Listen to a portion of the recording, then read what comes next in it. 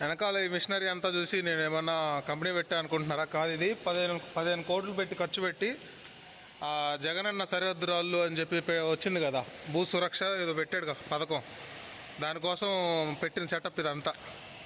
ఇదిగో నా వెనకాల కనపడుతున్నాయా? నా వెనకాల కనపడుతున్న రాళ్ళు డంపు ఇవన్నీ అయ్యే. అన్నిటి మీద అయ్యగారు మొహం, మళ్ళీ సమాధి రాళ్ళ మీద మొహాలు వేయించుకున్నట్టు.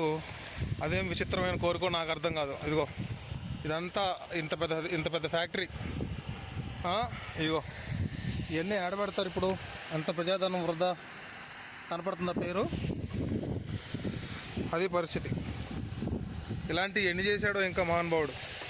అన్నీ ఈ రాళ్ళన్నీ అవే. ఏంటి? వైఎస్ఆర్ జగనన్న భూరక్ష. ఇదిగో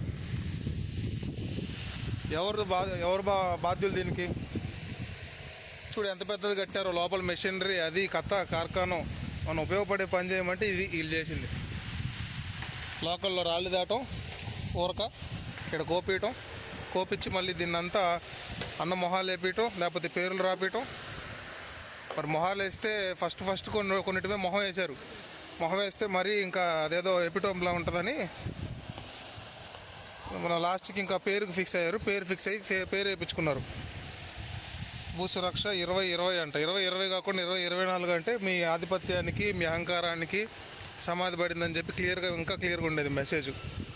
ఇంత విచ్చలవిడితానమా? చూడండి అసలు ఎన్ని ఉన్నాయో.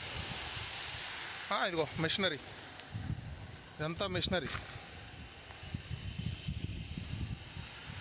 ఈయన మాట్లాడుతున్నాడు సుపరిపాలన, ప్రజల వద్దకే పాలన, రాజ్యాంగం, దాని విలువలు. ఢిల్లీలో వెళ్ళి ఫైట్ చేస్తున్నాడంట. ఢిల్లీ వాళ్ళకి చూపెట్టండి ఇవన్నీ.